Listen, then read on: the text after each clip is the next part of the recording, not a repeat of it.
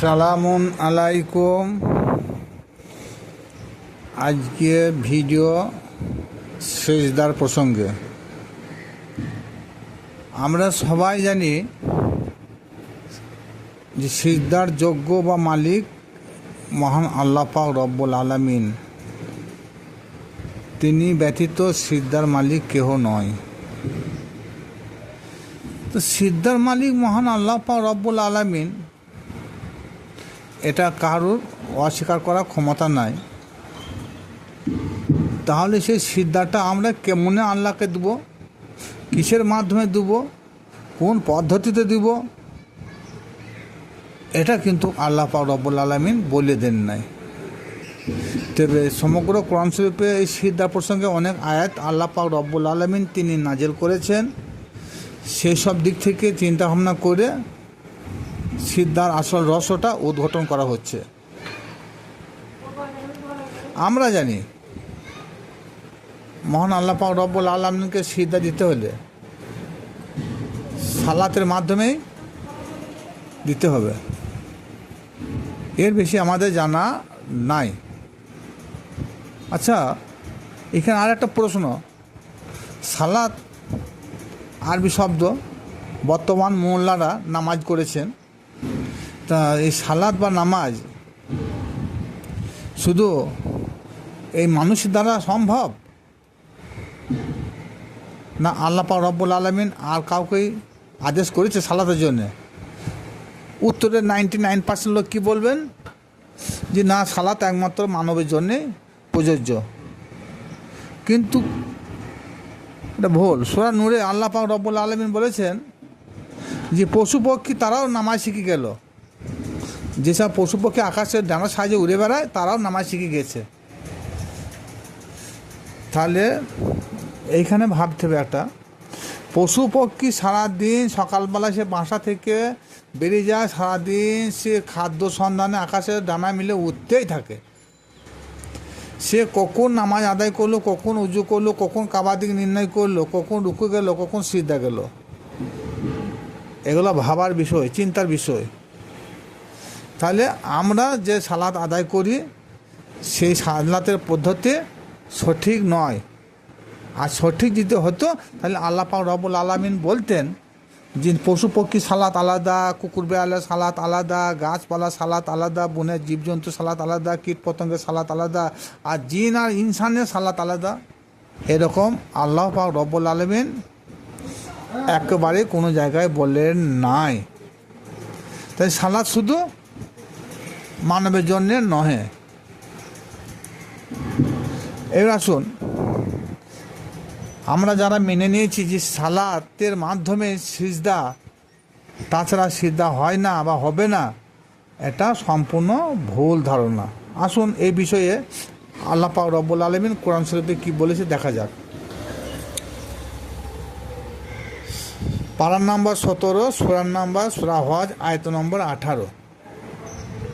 এই আয়াতে মহান আল্লাহ পাক রব্বুল আলামিন তিনি বলেছেন, আন্নাল্লাহা ইয়াসজুদু মান ফিস সামাওয়াতি ওয়া মা ফিল আরদি ওয়াস শামসু ওয়াল কামারু ওয়াল নুজুমু ওয়াল জিবালু ওয়াল সাজারু ওয়াদ-দাওয়াবু ওয়া কাসিরুম মিনান নাস। আল্লাহকে সিজদা করে সপ্তম জমিন ও আসমানে যাহা কিছু আছে, এবং সূর্য করে, চন্দ্রও করে, নক্ষত্র করে, পাহাড় পর্বত করে, গাছপালা করে, চতুষ্পদ জন্তু করে, আর কিছু মানুষ করে। সব মানুষের কথা এখানে উল্লেখ হয় নাই। তাহলে কিছু মানুষ বলতে কাকে বোঝানো হয়েছে? যারা ইমানদার, মমিন, মুত্তাকির, মুসলমান, তাদেরকে বোঝানো হয়েছে। আর যারা মুশরিক, মুনাফিক, কাফের, তাদের কথা এই আয়াতে উল্লেখ করা হয় নাই। যদিও প্রকাশ্যে এদের নাম উল্লেখ নাই, কিন্তু যখন আল্লাহ পাক রব্বুল আলামিন বলেন কিছু মানুষ করবে, কিছু মানুষ করবে না, কিছু মানুষ বলতে যারা করবে তারা হলো ইমানদার, মমিন, মুত্তাকিন, মুসলমান। আর করবে না, মশরেক, মুনাফিক, কাফের, পরিষ্কার হলো। এবার আসুন, এইখানে জমিন ও আসমানে যত কিছু আছে সবাই করে। এই আয়ের থেকে একটা পিঁপড়ে ছাড় নাই। 500 ফুট মাটির নিচে যে একটা পোকা আছে, সে পোকাটা দেখবেন আমাদের এদিকে 10 ফুট 20 ফুট গর্ত করে, তো মাটির ভিতর থেকে দেখবেন এক ধরনের সাদা পোকা বের হয়। সে পোকাটার কথাও আল্লাহ পাক রব্বুল আলামিন তিনি বর্ণনা করেছেন এই আয়াতের মাধ্যমে। তাহলে সেও পোকাও আল্লাহর সিজদা করে। তো সে পোকাটা কোনটা কাবা আর কোন ওয়াক্ত জানে না, উজু কীভাবে করতে হয় সেও জানে না। আর সিজদা করতে গিয়ে আমাদের জানা আছে যে আগে কি হয়, আগে হাঁটু যায়, তারপরে পা যায়, তারপরে নাক যায়, তারপরে কপাল যায়। এসব পদ্ধতি বিনিময়ে আল্লাহকে সিজদা দেওয়া হয়। এটা হাদিসের কথা। এটা যদি বলবদ্ধ হলো, তাহলে ওই যে 50 ফুট মাটির নিচে যে পোকাটা আছে, সে কী করি তার হাত পা আছে বর্ণনা করা যায়। একটা পিঁপড়ে একটা গর্তের মাটির গর্তের নিচে হয়তো একটা গর্তের মধ্যে 5000 পিঁপড়ে আছে, কমপক্ষে লাখো লাখো থাকতে পারে। সে পিঁপড়িটার জন্য এখানে আয়াতে বর্ণনা হচ্ছে, সে পিঁপড়িটাও আল্লাহ বলছে আমাকে সিজদা করে। তার কারণটা কি? একটা কলা গাছ সেও আল্লাহকে সিজদা করে, একটা তাল গাছ সেও আল্লাহকে সিজদা করে, জমিনে লতা পাতা যে গাছগুলো আছে তারাও আল্লাহকে সিজদা করে। কিছু প্রাণী আছে তারা জমিনে মাথা নত করে চলে, তারাও আল্লাহকে সিজদা করে। কিছু প্রাণী আছে বুকে ভর দিয়ে চলে, তারাও আল্লাহকে সিজদা করে। কিছু প্রাণী চতুষ্পদ জন্তু, তারাও আল্লাহকে সিজদা করে। আর দুপায়ী মানুষ কিছু আছে, এরাও আল্লাহকে করে। তাহলে সিজদার শাব্দিক অর্থটা কি? এই আয়াত থেকে বোঝা যাচ্ছে, যদি একটা কলা গাছে বা একটা তাল গাছে কেউ, আমরা কি দেখেছি কোনো দিন যে জমিনে মাথা নত করে? জমিনে মাথা নত করার নাম সিজদা নয়। যদি তাই হতো তাহলে কোরআনের এই যে এই ধরনের কিছু আয়াত আছে, সে আয়াতগুলো তাহলে ঝোঁটটা হয়ে যেত। কারণ আল্লাহ ঝোঁটটা বললেন না। আমাদের বোঝার ভুলের জন্য আল্লাহর আয়াতকে আমরা মিথ্যা সাব্যস্ত করতে পারছি। কারণ একটা মাথা নত করা যদি নাম যদি সিজদা হতো, তাহলে ইউক্যালিপটাস গাছটা বা তাল গাছটা বা কলা গাছটা কীভাবে তার মাথা জমিনে পড়ে? বোঝা গেল? মানুষ নাহলে সে মাথা নত করলো, মানুষের চাপে পড়ে। এটা মানুষ মাথা নত করে মানুষের চাপে পড়ে। কারণ মোল্লারা বুঝিয়েছেন যে জমিনের সিজদার মাধ্যমে মাথা নত করতে হবে। কিন্তু সাজদার বাংলা অর্থ হলো আত্মসমর্পণ করা। আর যে আত্মসমর্পণ করে তাকে বলা হয় আত্মসমর্পণকারী। আমরা যে আত্মসমর্পণ করব, কার কাছে করব? আমরা যখনই আত্মসমর্পণ করব তখন আমাদের নাম হবে কি? আত্মসমর্পণকারী বা মুসলমান। তাহলে মুসলমান যে আমরা হয়েছি, মুসলিম যে আমরা হয়েছি, তাহলে আমরা কার কাছে মাথা নত করলাম বা কার কাছে আত্মসমর্পণ করলাম? এখানে একটা ব্যক্তি নির্ণয় করা দরকার আছে। সে ব্যক্তি নির্ণয় না করে আত্মসমর্পণ হয় না। আর নচেত সাজদার মানেটা পাল্টানো দরকার। আসুন এবারে, সূর্য সে তো আসমানেই রয়েছে, চন্দ্র সে তো আসমানেই রয়েছে, নক্ষত্র সে তো আসমানেই রয়েছে। জমিনে মাথা নত করার নাম যদি সিজদা হতো, তাহলে সূর্য কোনদিন জমিনে নামে নাই, চন্দ্র কোনদিন নামে নাই, নক্ষত্র কোনদিন নামে নাই, পর্বত তার পোঙাটা কোনদিন উল্টো দিকে করে নাই, গাছপালা যত আছে তাদের ডালপালা কোনদিন নিচের দিকেও করে নাই, আর পোঙাটা ওপর দিকেও করে নাই, গোড়াটা। তাহলে কি হলো?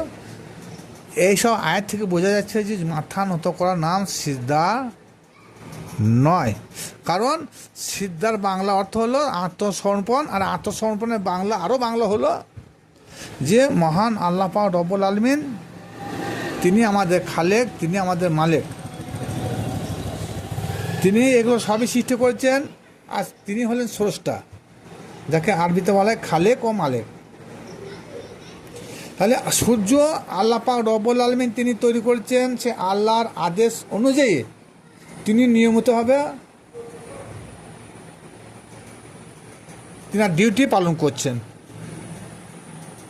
চন্দ্র তাই, চন্দ্রকে যেদিন থেকে সৃষ্টি করেছে, চন্দ্র ঠিক উপযুক্ত সময় অনুযায়ী সে নিজের ডিউটি মহান আল্লাহ পাক রব্বুল আলামিনের আদেশে তিনি ঠিকমতো করে যাচ্ছেন। নক্ষত্রও তাই, পর্বতও তাই। তাহলে কী হলো, আল্লাহর কাছে আত্মসমর্পণ করতে হলে মহান আল্লাহ পাক রব্বুল আলামিন তিনি যে স্রষ্টা আদেশ নিষেধ মেনে চলার নাম হলোই সেজদা বা আত্মসমর্পণ করা। কিন্তু আত্মসমর্পণ তখনই হয় আমার মালিক, যেমন আমাদের পাড়া গ্রামে যেটা আমাদের সমাজে অ্যাভেলেবেল চালু আছে, একজন বাগাল বা মাহিন্দার সে 10 মণ ধান 10 কোটি টাকা দিয়ে এক ব্যক্তির কাছে মানদারি কন্ট্যাক্ট করলো, বা বাগাল বা রাখালি কন্ট্যাক্ট করলো। তা সে বাগাল বা রাখাল বা মাহিন্দার সে মুনিবের কথা মতোই তাকে চলতে হবে। সে মুনিবের কথা মতন চললেই সে 10 মণ ধান বা 10 কোটি টাকা যে কন্ট্যাক্ট থাকে বছর ফুরিয়ে গেলেই সে ঠিক মালিকের কাছ থেকে পেয়ে যাবে। এটা হচ্ছে এক ধরনের আত্মসমর্পণ। কিন্তু আমরা আল্লাহ পাক রব্বুল আলামিন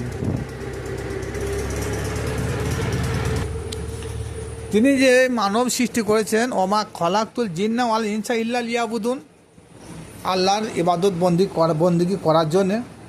তাহলে বন্দিগি করা মানে গোলামি করা, সে গোলামি কী হবে, আল্লাহর পাক রব্বুল আলামিন 6436টা যে কোরআন শরীফে একটা আয়াত পাঠিয়েছেন, সেই প্রত্যেকটি আয়াতের মেনে চলা জীবনযাপন করা হচ্ছে আল্লাহর কাছে আত্মসমর্পণ করা। যেমন একজন মুনিবের কাছে একজন রাখাল বা বাগাল, সে তার মুনিবের হুকুম আদেশ নিষেধ সমস্ত কিছু পালন করার নাম হলো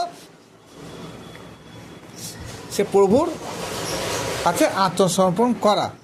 তা তদ্রূপ আমাদের মহান আল্লাহ পাক রব্বুল আলামিন তিনি যে আমাদেরকে নির্দেশ দিয়েছেন যে তোমাদেরকে এই কর্ম করতে হবে, এই কর্ম থেকে তোমাদের দূরে থাকতে হবে, এটা হারাম, এটা হালাল, এটা জায়েজ, এটা না জায়েজ, এইসব যেগুলো বলেছেন মহান আল্লাহ পাক রব্বুল আলামিন পাক কালামুল্লাহ, সেগুলা প্রত্যেকটা অক্ষরে অক্ষরে আমাদেরকে মেনে চলতে হবে। আর যখনই আমরা মেনে চলতে পারবো তখনই হবে আমরা আল্লাহর কাছে আত্মসমর্পণ করেছি। আর সেই আত্মসমর্পণ একমাত্র ওই ব্যক্তি করবে যে মুসলমান। তা মুসলমান হতে হলে একজন কোনো একটা ব্যক্তির কাছে আত্মসমর্পণ করতে হবে, আর সেই ব্যক্তিটা হবে একজন নায়েবে রসুল। সেই নায়েবে রসুলের কাছে যতক্ষণ আমি যতক্ষণ আত্মসমর্পণ না করেছি ততক্ষণ মুসলমান বলে গণ্য হতে পারবো না।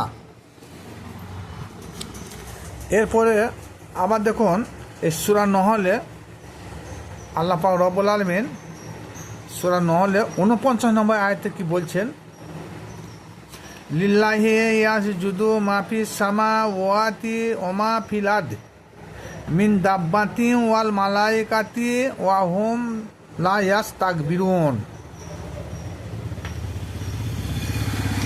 আল্লাহ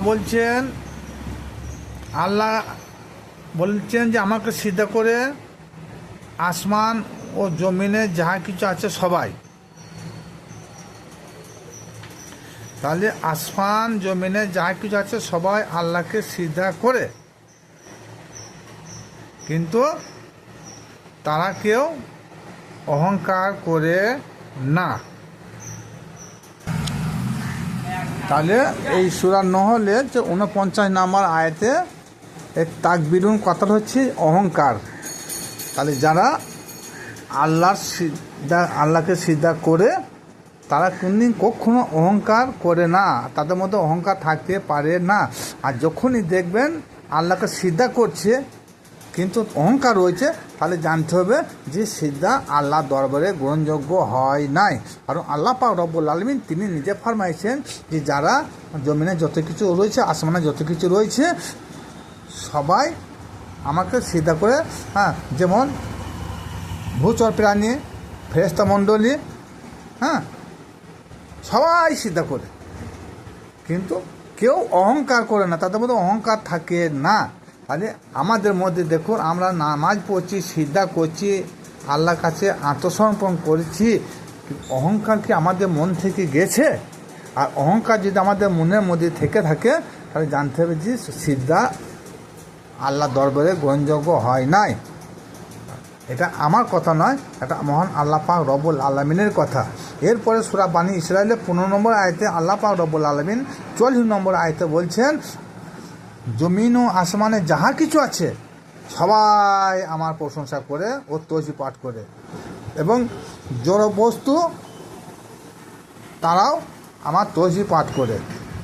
সেটা তোমরা বুঝতে পারো না, কিন্তু আমি জানি এবং শুনি।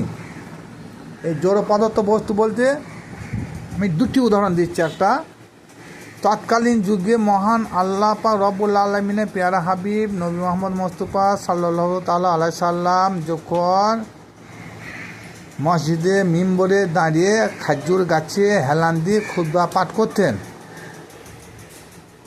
সেই গাছটাকে যখন আল্লাহর নবী একদিন বাদ দিলেন, তখন সেই গাছটা থেকে অটোমেটিক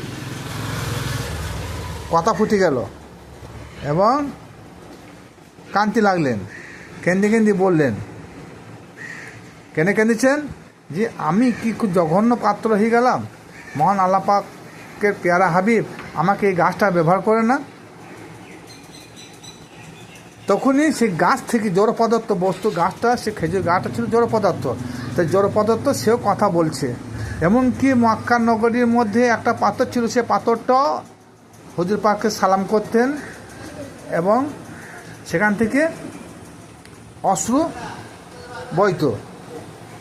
তাহলে এই দুটি আয়াত থেকে, দুটি শব্দ থেকে বোঝা যাচ্ছে যে জড় পদার্থ বস্তু তারাও আমার তসবিহ ও প্রশংসা করে।